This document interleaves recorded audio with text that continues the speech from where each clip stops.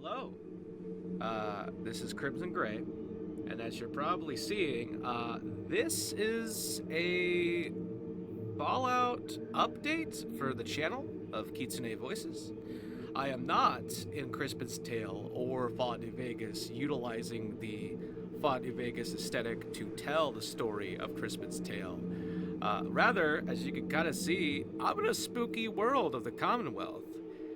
And why am I recording a video here to give you guys a channel update? Well, it's because I want to kind of just go off the cuff about what Kitsune Voices is going through, since I've kind of had a lot of struggles lately with getting content out this year in 2025. So, things have been pretty tough in terms of personal life and all kinds of stuff. In order to make sure that 2025 will have content after the stuff I put out, I decided to kind of create a more simpler series, which you are seeing right before your eyes.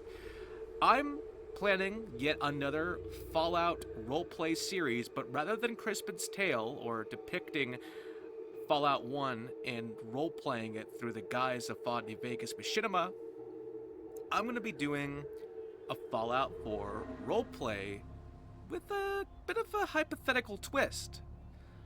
So let's first talk about that, and then of course, because Kitsune Voices is primarily about mods, game design, and the stuff I'm voice acting for, I'll cover that in a second.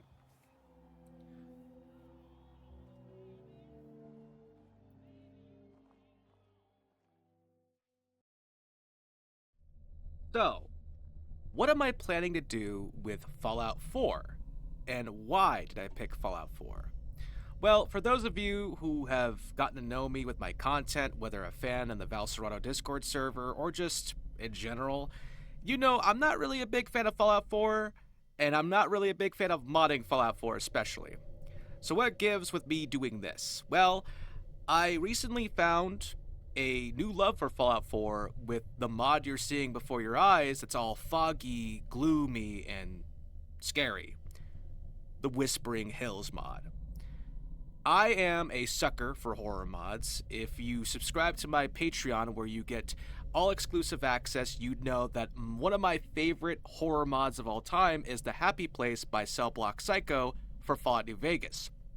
So, in this case, for Fallout 4, I really sunk my teeth into this mod. Like, I was just a ravenous monster when I found this mod, booted it up, got it to finally work, and I've just been binging on it for a couple of days now, to a point where I think I'm about maybe level 10 already.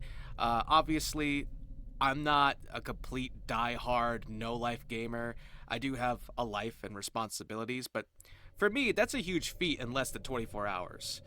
And in that, I realized how much there's a potential for a good story to be told in Fallout 4 with this horror mod.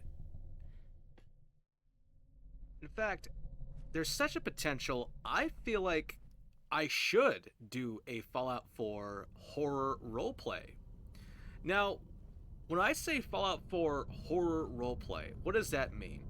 Well, unlike Crispin's Tale, sadly, it is not going to be in the vein of a machinima format, where we're doing certain poses and Groovatron shenanigans and console scripts or GEC work in order to make good captivating scenes. Rather, as you're seeing me just walk around the gloomy world of the Commonwealth, this is what you're going to primarily see as simple, clear-cut gameplay footage, but still holding true to the audio drama holotape element I always carry with my roleplay. The reason I want to do that still is because it's easier to produce on my free time when I'm not modding or writing or voice acting and doing paid gigs. And on top of that, I just think that having horror recap holotapes with clear-cut gameplay is not only simple to create with one of my editors, but it's also fun. Like, take a look at what I'm showing off. Isn't this honestly the coolest atmosphere, the most disturbed thing you've seen out of Fallout 4.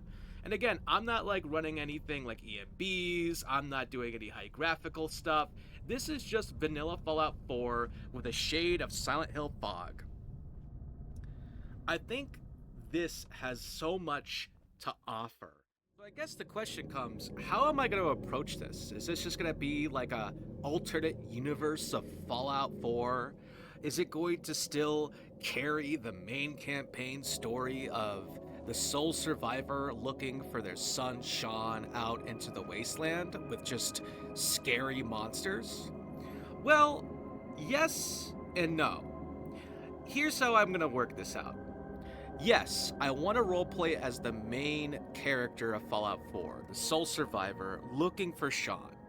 However, due to the disturbed psychological and terrifying nature of this mod, I want to go by the mod's canon of what that means, because the mod basically recreates what that campaign actually means for someone like the sole survivor.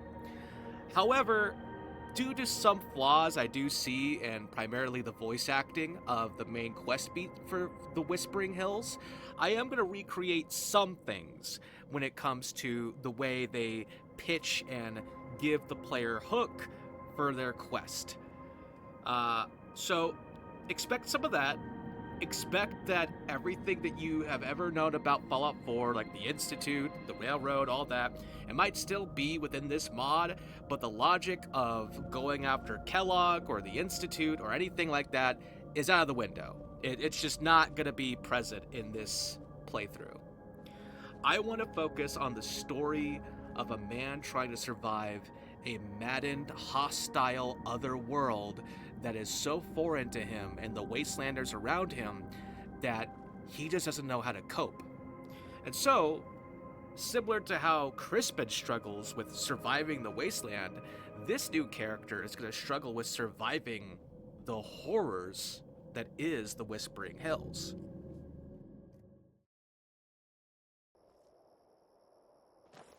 Now on to... Yes, Val. Yes. Yeah. Pardon you. Now on to the thing that keeps on giving that you guys all go to my channel for, I know, which is Val Serano and SKYRIM mod content. Where has that been, especially given that this year is Breaking Val year? We got 10 projects lined up about Val Serano, yet no coverage on the Kitsune Voices channel about it? What gives? You feeling okay? I'm gonna actually... Well. Dude, I'm gonna actually kill you. Let me talk to my fans. Okay? Okay. Fuck you. Anyway, the problem with Val Serano coverage this year is that we did do an anniversary stream that has been in the works. I promise it's been in the works. But like I said at the start of this video with 2025, yeah, everyone got their lives fucking rocked. All of my editors, myself included, and that stream, I think, was like 4 hours long. Usually most anniversary, or not anniversary, just streams we've done in general are like an hour and a half. And that is even pushing it when it comes to, well, trying to edit it down enough to be palatable for YouTube. I really, really cannot stress how much it is just a gargantuan project just to cut down and highlight the main things about Val without having people sit through like 5 hours of what we're doing.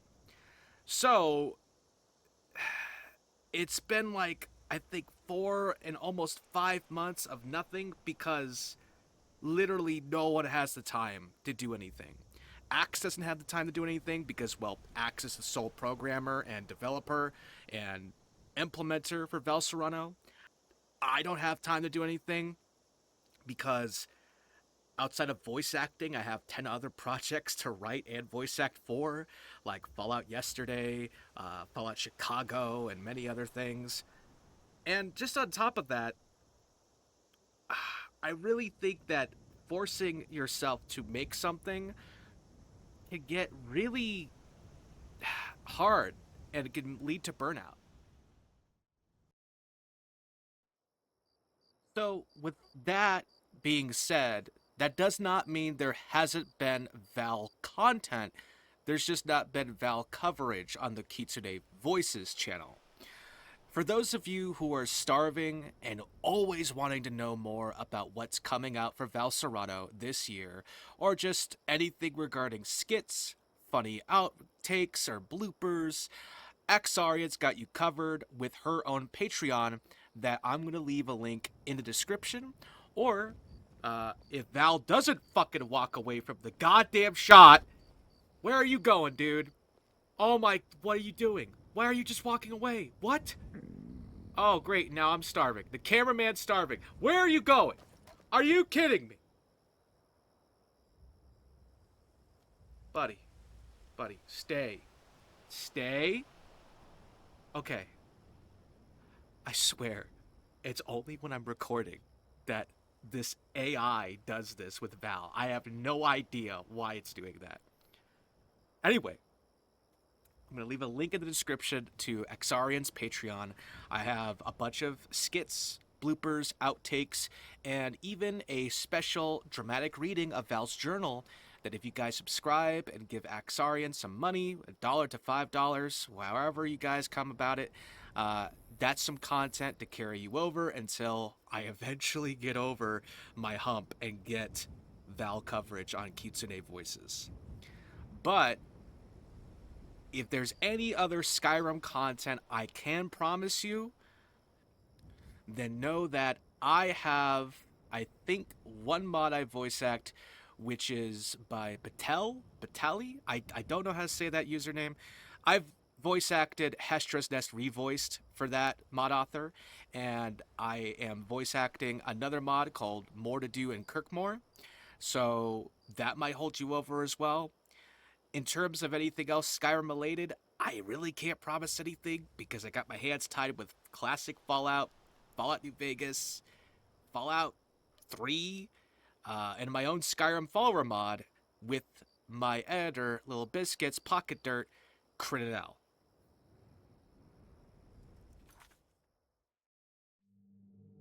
Oh, but what's this? Not Bethesda adjacent game with no mods? Just a cutesy Adventure Time card game? What am I looking at? Well, this was something I wanted to surprise people with, but considering how delayed I am in production of most videos, I might as well just rip the band-aid off. I'm going into reviews of small niche indie games, with this one being the Newton, I can never say it right, the Newton Mystery. It is a cutesy Adventure Time aesthetic platformer with card game mechanics, and it's pretty fun. It's short, sweet, and only $5 USD on Steam, at least when I bought it. Could be higher, could be lower, I don't know.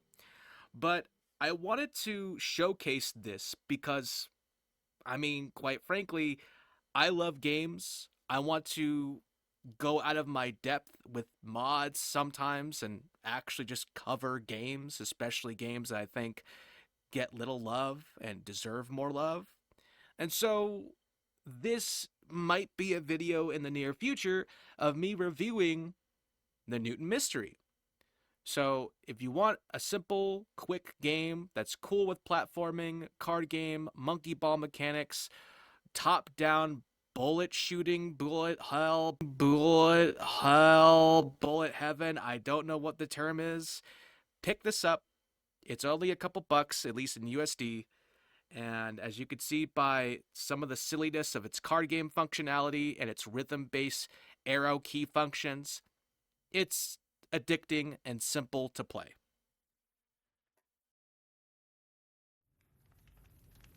Now think of this segment here as all things CellBlockPsycho, because as of 2025, CellBlockPsycho not only released one massive remake of one of his old mods, Tales of New Reno 0, which is Tales of New Reno Episode 0 Revisited, but he also just dropped a huge demo called Come Wander With Me, which, if I'm not mistaken, is going to be a multi world space adventure quests with, I think, like up to 9 or even 12. I can't remember. Don't take my word for it. It's quite a lot of world spaces for a quest mod, and it's fucking crazy. That said, I definitely have been trying to get on the pulse about getting footage ready for Tales of New Reno Episode 0 Revisited, because I voice acted Drake in that mod. As for the Calm Wander With Me demo, I voice acted a bunch of raider types, so you'll probably be hearing my voice over and over saying, Another reject, huh? The noises. Yeah, that's right, it's just voices. Fucking idiot, man. And just in general, I have a lot of plans regarding reviewing some of CellBlock's mods, primarily the Happy Place. The Happy Place has been one of my absolute favorite mods, next to, of course, TNR 0. And I actually have so much love for it that I want to break it down into its own review, video, essay, however you call it, because it's honestly slept on. Like, I looked it up online, on YouTube, and so on. There's people that play through it, no doubt, but there's not, like, a full coverage and review and breakdown of the mod. So, hopefully, I'll be the first one to do it. And, yeah, it'll be fun. I have great rapport with CellBlockPsycho, of course, because I work with him on a bunch of stuff. And hopefully you'll see a video this year about CellBlockPsycho from the Q Today Voices channel. Fine shit. So yeah, that is the channel update for Q Today Voices. It's my first ever channel update, really. And that's really all I've had planned for 2025 that might not make it into this year, might make it halfway to 2026, if I live long enough to be in 2026. But yeah, that's the content. That's what I had planned. Hopefully some of it gets out, if not most of it. But overall, what is guaranteed is definitely the Fallout 4 horror roleplay series of the Whispering Hills.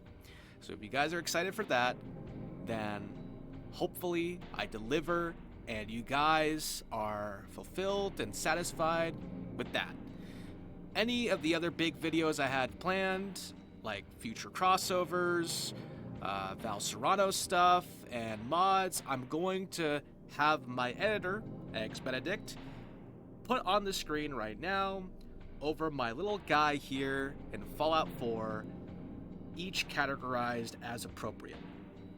So, here are all the things to expect for Val Serano of 2025, and maybe a little bit into 2026 if more hiccups happen.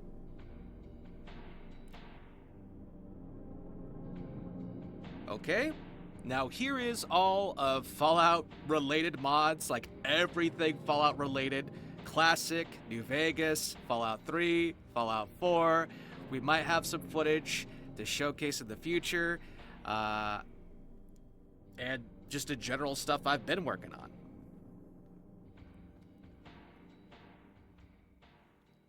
Alright, and here's all the miscellaneous stuff like indie game reviews, SKYRIM mods I've been working on the side with, even my own.